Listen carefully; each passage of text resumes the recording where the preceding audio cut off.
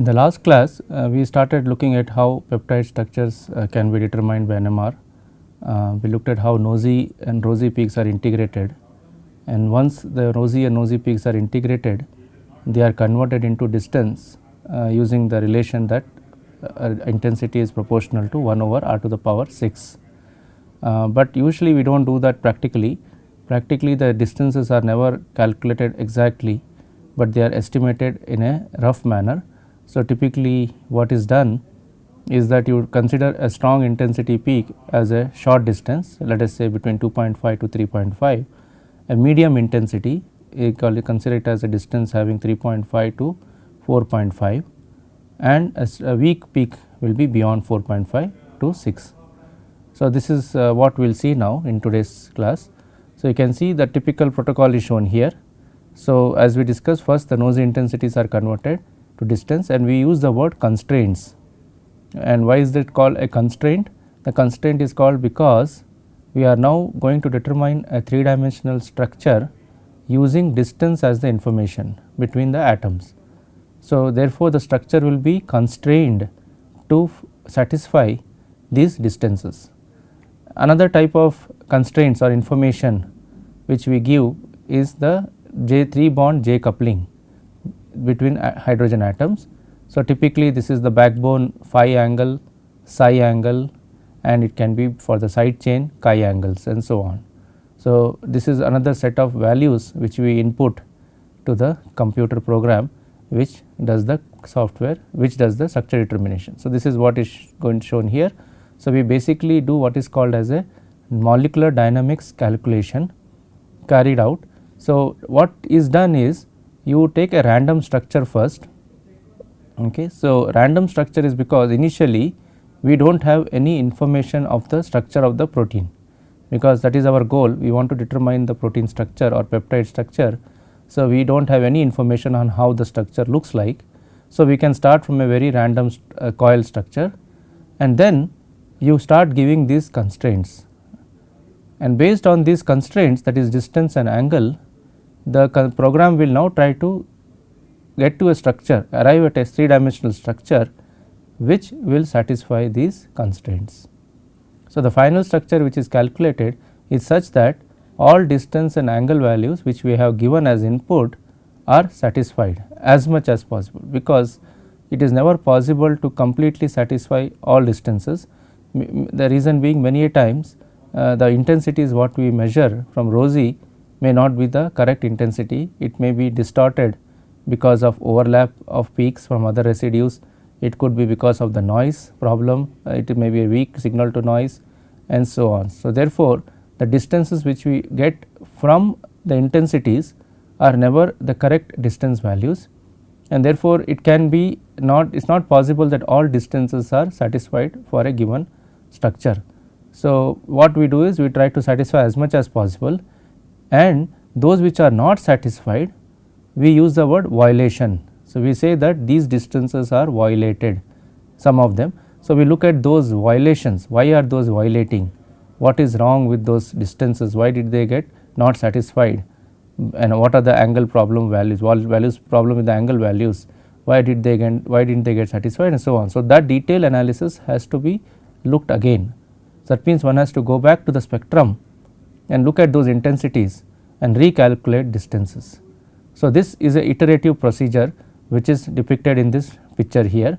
So, as shown here, we start from a random structure, random coil structure, and then we input this information of distances, where Rij is the distance between atoms I and J, two hydrogen atoms. Remember, we are working with hydrogen distances, hydrogen atom. So, two hydrogen atoms I and J, their distance between them, and how do you get the distance? The cross peak in the rosy or nosy spectrum between these two atoms Ij, will that intensity gives you this distance.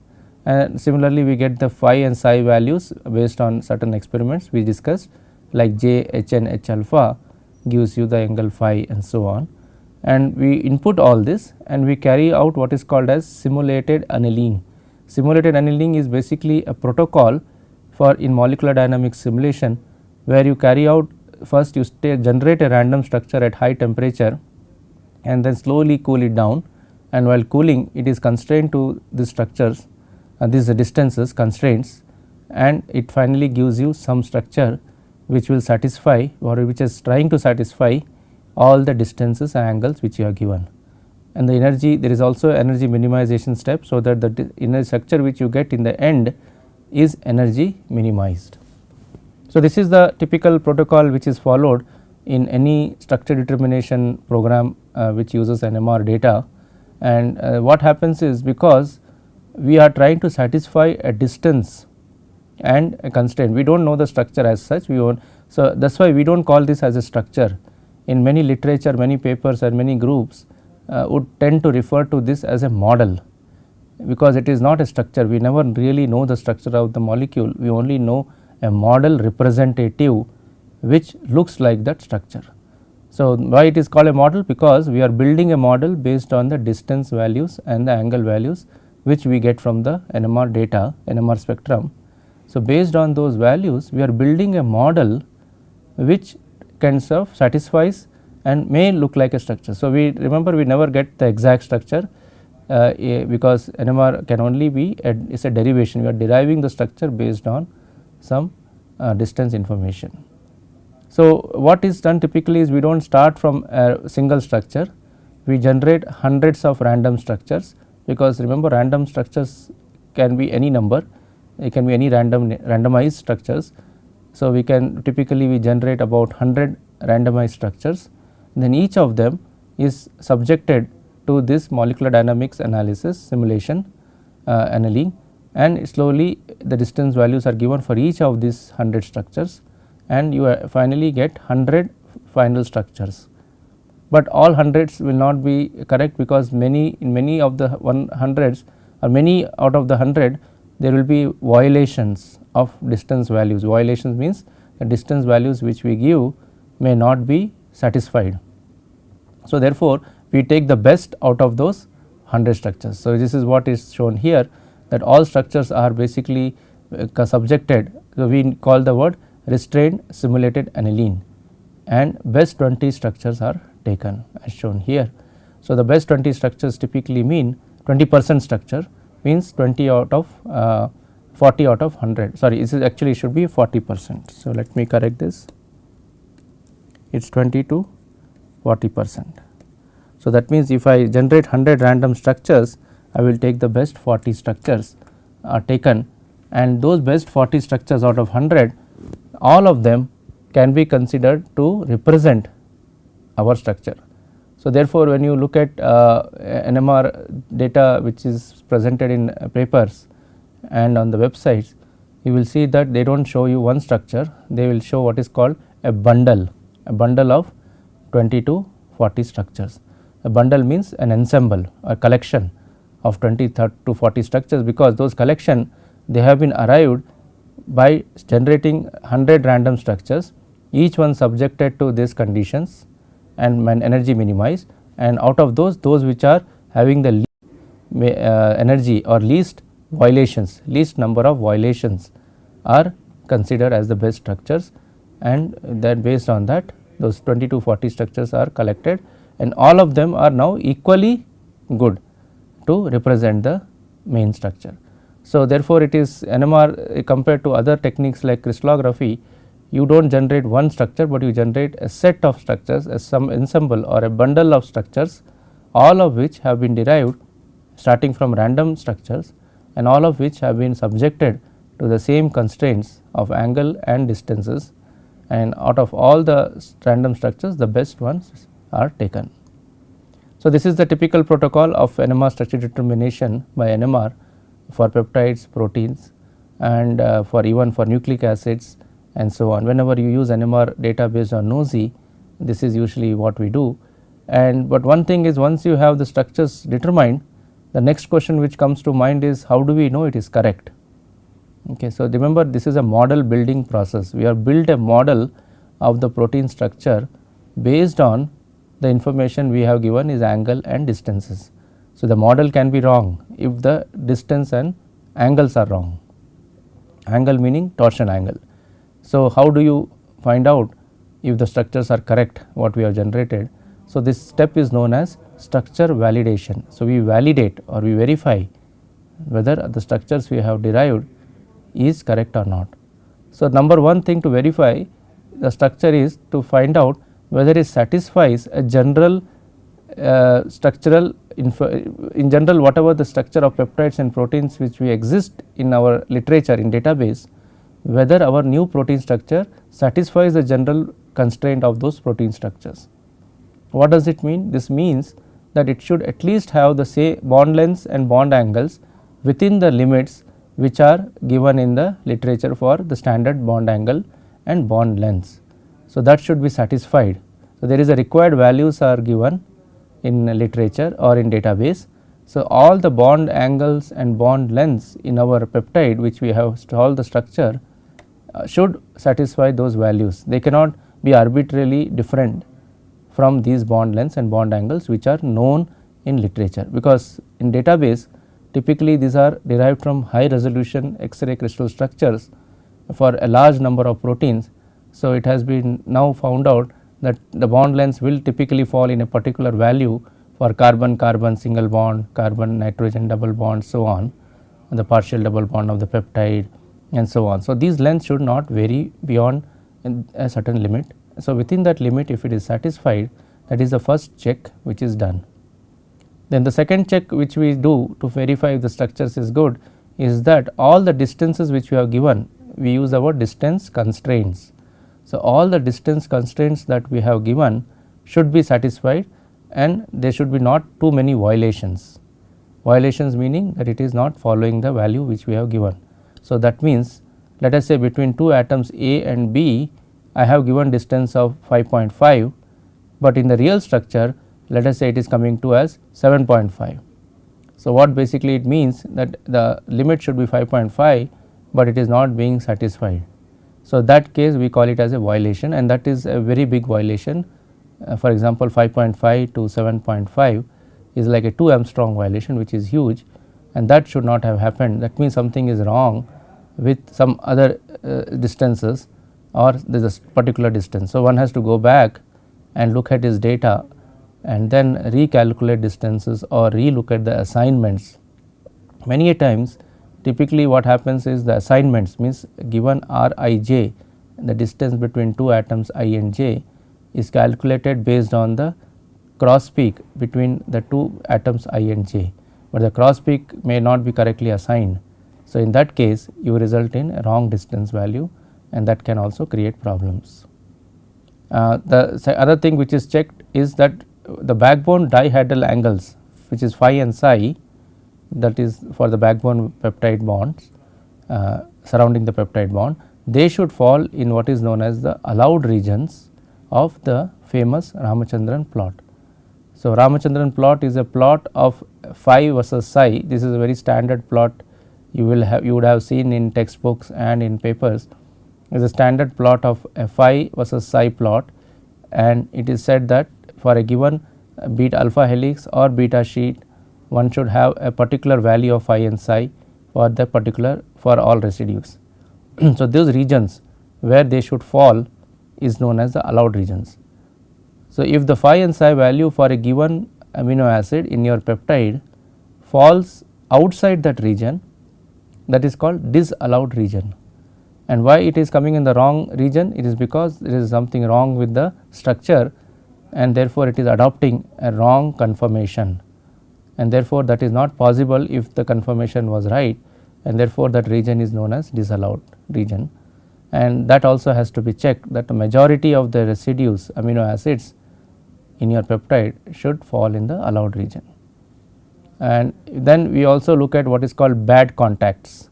Bad contacts are means two atoms are coming very close to each other within their van der Waals distance, and that cannot happen because that will lead to repulsion, but that aspect, since we have given a wrong distance value, that aspect does not come into play in the calculation. So, therefore, they may end up coming very close, which should not be the case. So, all these checks have to be done to make sure that our structures are not too much away from the required constraints or required values for different distances, angles, and so on. So, all this checks are done very automatically nowadays, automated way by software programs, and typically the names of software programs are given here. There is a very famous program called ProCheck NMR. So, ProCheck is used. In fact, when we deposit our structures in PDB, in the data bank, PDB also has a inbuilt validation software. So, that is also it checks before you finally deposit the structure to the data bank. So, this is the structure validation we have looked at very briefly. There are many more parameters has to be checked, but these are the major ones. So, this brings end to this part of the course, and we will now move on to the next part, the last part of the course, where we will look at some advanced topics in this course, and this is where we will see that the following topics we will go one by one through this, and these are basically either using 1D NMR or it can be using 2D NMR, and we will see how these are basically applied. When all of them in fact are used typically when we are looking at protein drug interactions in drug discovery, in protein structure analysis, and ligand to protein binding, and so on. So, we will start from first one today. So, that is chemical exchange. So, let us see what is a chemical exchange. Chemical exchange is nothing but a simple exchange of hydrogen atom between two different states of a system. So, if you look at this, for example, here we have labeled it as a molecule. So, consider this whole thing as a molecule, which we can call it as state A, and this has some hydrogen atom schematically shown here. Now, this state or this molecule suppose undergoes a change to another molecule, which may be the same molecule or a different structure or different molecule. There the same hydrogen now is represented like this, and this hydrogen now we can label it as state B, and this is a dynamic exchange. That means, this whole state molecule, this hydrogen atom goes from state A in this molecule to state B in this molecule and comes back to the original state and goes forward and back. So, this is like an equilibrium steady state system. So, we can call it as forward rate of exchange and a reverse rate of exchange. So, and this exchange rate is measured in the units of second inverse. This is typically the Hertz scale also, which we use for frequency. So, now what is the whole game of chemical exchange all about? The chemical exchange basically is ties to study in NMR what is the rate of this exchange, how fast is this exchanging between these two, or is it a very slow exchange, and so on. So, characterizing the rate of change of a hydrogen atom from one state to another state, that process comes under the purview of chemical exchange, and this has lot of applications, which is shown here. A few examples. For example, when you are studying ligand to protein interaction. So, suppose your ligand is state A, this hydrogen atom is attached to a ligand. Now, this ligand goes and binds to a protein, and this whole box here could be the protein plus the ligand, that is a bound form, and in the bound form the same hydrogen now can be called as in a separate another state B. So, ligand environment, it is in an environment around the free ligand.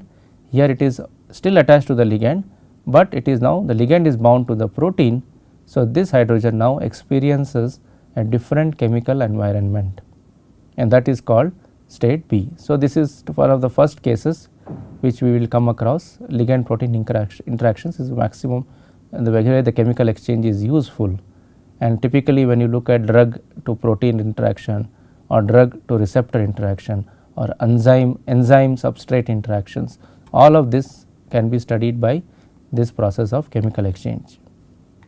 Second possibility where it can be used is conformational change, and for example, let us say there is a protein which undergoes a conformational change from one state to another state. So, how do we talk about that? So, for example, let me go back to the previous slide. Here we saw this particular protein, or let us say this helix which you are seeing here, which is known as alpha 2. Suppose this helix is moving little bit left and right like this, it is basically having a dynamic motion. Okay. So, if that happens, that can be called as chemical or conformational exchange. Okay. So, a hydrogen atom sitting on this helix, one helix here, and a hydrogen atom on the same helix, but when the helix moves out can be called as a second state. So, this is called conformational exchange, and that is also very useful to study using this phenomenon of chemical exchange. Then in chemistry we often come across keto-enol tautomerism, where we can say that the keto form, the proton which is in the keto form, you can say state A, one state, and the same proton, same hydrogen atom in the enol form can be called as state B. So, remember we are always looking at the same hydrogen atom between one position to another position. So, we are not looking at two different hydrogen atoms, we are going to monitor the same hydrogen atom, how it behaves from one state to another state. So, the same hydrogen atom which is keto form will also now become an enol form, and the same hydrogen now will have a different chemical environment, and therefore, there will be a exchange of the environments between the two based on this kind of a chemical equilibrium process, and that now can be studied by NMR using the ideas of chemical exchange. And one of the other very important example, hydrogen exchange. This is very commonly used in peptides, proteins, or even small organic molecules, where we study how the hydrogen atom moves from the solute to the solvent. For example, a hydrogen atom, let us consider this case, let us suppose this blue color circle is a molecule. So, the hydrogen is attached to the molecule, but that hydrogen now goes and exchanges with the solvent. So, suppose this square is a solvent here. So, this hydrogen atom from the solute goes and attaches to the solvent. So, that is a different molecule now, it is sitting on the solvent, here it was sitting on the solute. So, this hydrogen atom therefore experiences an exchange or a interchange between the molecule and the solvent. So, this process, if it is fast or slow, can be characterized by NMR, and that gives you a lot of information about the environment of this hydrogen atom. Let us say, suppose it is involved in hydrogen bonding with some other hydrogen in the molecule. If that is so, then this hydrogen will not like to move to the solvent. So, its exchange rate from here to here then will be slow, because it is hydrogen bonded to some other hydrogen. So, it is not available for exchange. So, based on these exchange rates, we can now figure out whether this hydrogen is hydrogen bonded or not, or is it buried inside the molecule or not, and that information becomes very useful to have if you want to look at structures. So, hydrogen exchange is a very important experiment which is carried out by NMR to find out the state of the hydrogen bonds. So, when we look at chemical exchange between two states, we talk about three different types of exchange. Number one, it is called slow exchange. Slow exchange means this hydrogen is going slow between these two, but remember, slow or fast is only relative. So, what is it related to? Means I cannot, there is no absolutely we can say there is slow or fast, it is always relative to something that the exchange can be called as slow or fast. So, that is what is shown here, that we talk about slow exchange when the exchange rate between the two hydrogen is. So, let me write this down here. So, we will talk about slow exchange. So, what is slow exchange? A slow exchange is when the exchange A to B or B to A is much slower than the difference in the chemical shift between A and B. Okay. So, this is a very important parameter in terms of, we say slow exchange, slow on the chemical shift time scale.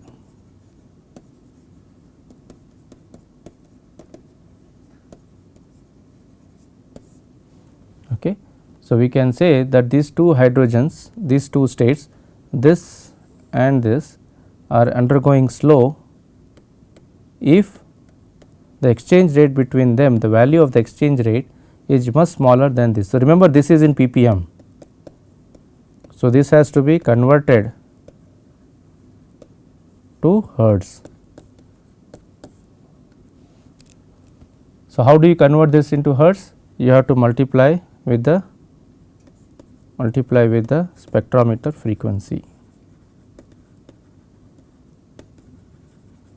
Okay. So, for example, let us say the exchange rate, let us take an example. Suppose the exchange rate, I will call it as K exchange, which basically sometimes is the sum of these two. Suppose the exchange rate is, let us say, 5 per second. That means the molecule jumps between A to B 5 times in a second, and let us say the chemical shift between the two peaks. So, let us say this is 5.1 ppm and suppose this is 6.1 ppm. Okay.